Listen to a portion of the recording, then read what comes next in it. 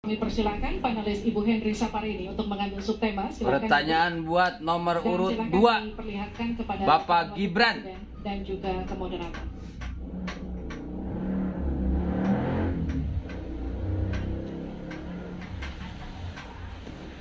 Apa pertanyaannya? Deng deng.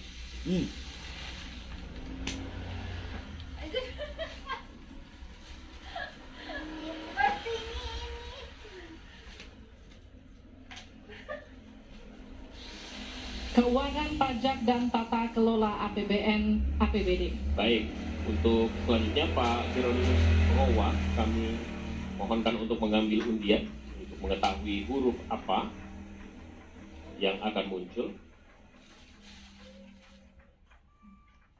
B. B. Ya, baik, terima kasih. Kita akan ambil dan buka amplop pertanyaan sesuai dengan undian dan silakan amplopnya masih tersegel. Kami ingatkan kembali, mohon disimak baik-baik karena kami hanya akan membacakan pertanyaan satu kali. Pertanyaan untuk calon wakil presiden nomor urut 2, Bapak Gibran Rakabuming Raka. Untuk subtema keuangan, pajak, pengelolaan APBN dan APBD.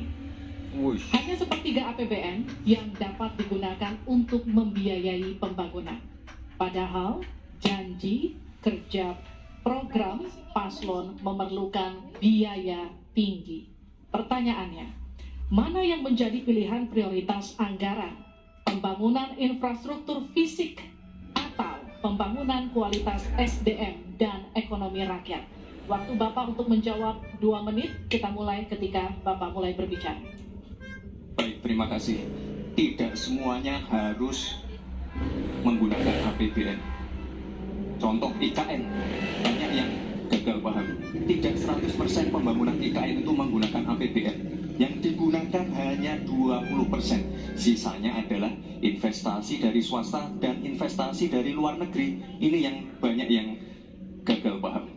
Lalu kita mengacu ke pertanyaan, infrastruktur fisik atau SDM, dua-duanya penting dan dua-duanya harus dijalankan secara paralel.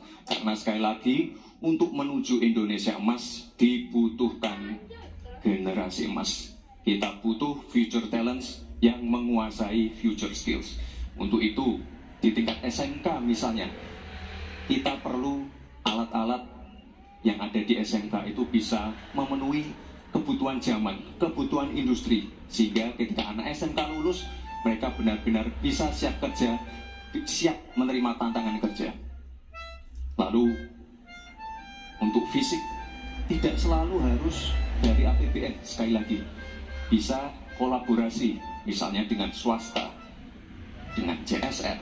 Jadi tidak semuanya harus dibebani oleh APBN. Lalu apa PR kita ke depan? PR kita ke depan harus bisa menambah penerimaan negara. Untuk itu, kami dari Paslon 2 akan membentuk lembaga badan penerimaan negara yang dikomandoi langsung oleh Presiden.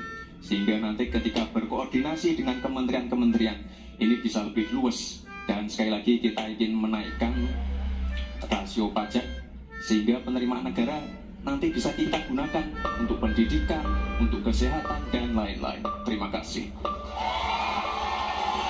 Mohon tenang, masih ada waktu. Terima kasih. Saatnya menanggapi Pak Mahfud.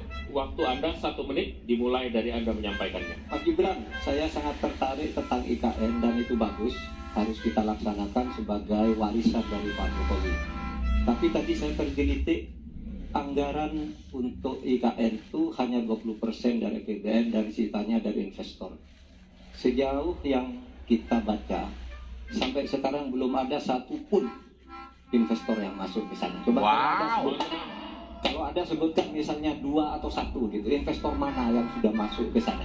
Yang saya dengar justru ada ratusan ribu hektar tanah sudah dikuasai oleh pengusaha-pengusaha tertentu sekarang ini. Nah, saya setuju ke depannya itu agar mengundang investor. IKN harus diteruskan, tetapi pendanaannya harus sesuai dengan tujuan semula, bahwa itu sebenarnya mengundang investor. Tapi sekarang ini yang sudah jadi itu semuanya dari APBN. Sehingga memang diperlukan langkah-langkah perbaikan agar warisan baik Presiden Jokowi ini bisa kita lanjutkan. Terima kasih, selesai. Baik, Terima kasih. kita masih lanjut. Buktikan satu saja nama investor. Selanjutnya Itu giliran kata calon Pak wakil presiden Mahfud. nomor urut 1 Bapak Muhaimin Iskandar untuk memberikan tanggapan. Waktu Anda 1 menit. Kita mulai ketika Anda mulai berbicara. Mohon tenang dulu. Iya.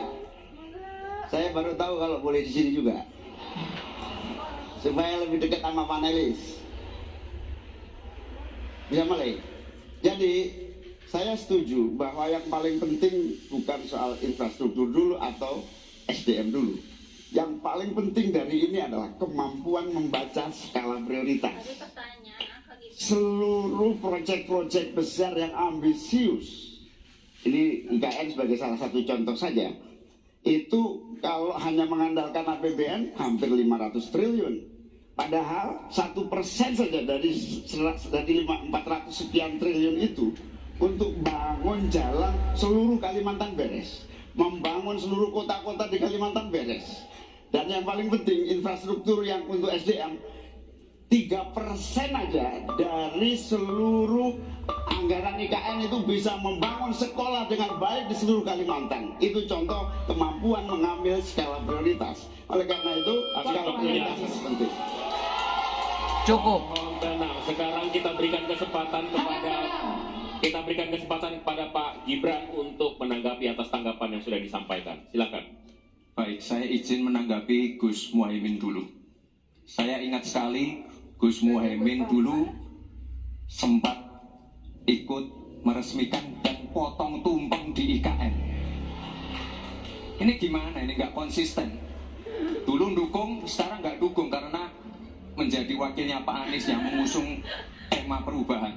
Sekali lagi Gus, mohon maaf, IKN ini bukan hanya membangun bangunan pemerintah, tapi juga sebagai simbol pemerataan pembangunan di Indonesia, sebagai simbol transformasi pembangunan di Indonesia. Dan untuk menanggapi Prof. Mahfud, Prof, mungkin nanti setelah pulang dari debat bisa di Google, sudah banyak yang masuk hanya pada Agung Sedayu. Dan nanti akan tambah lagi mungkin setelah Pilpres, karena mereka akan pasti akan wait and see melihat stabilitas politik di Indonesia. Terima kasih, Prof. Cek di Google yang sudah investasi buat IKN. Oke. Silakan berikan apresiasi dan aplaus dulu.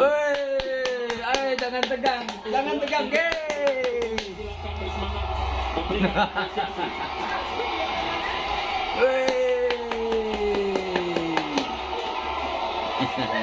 Kita masih akan lanjutkan debat ini di sesi selanjutnya, masih tentang uji panelis yang dilakukan dalam bentuk pertanyaan yang akan disampaikan. Tetaplah bersama kami di debat kedua. Iklan dulu. Pemilu. Iklan dulu. Wih, iklan dulu.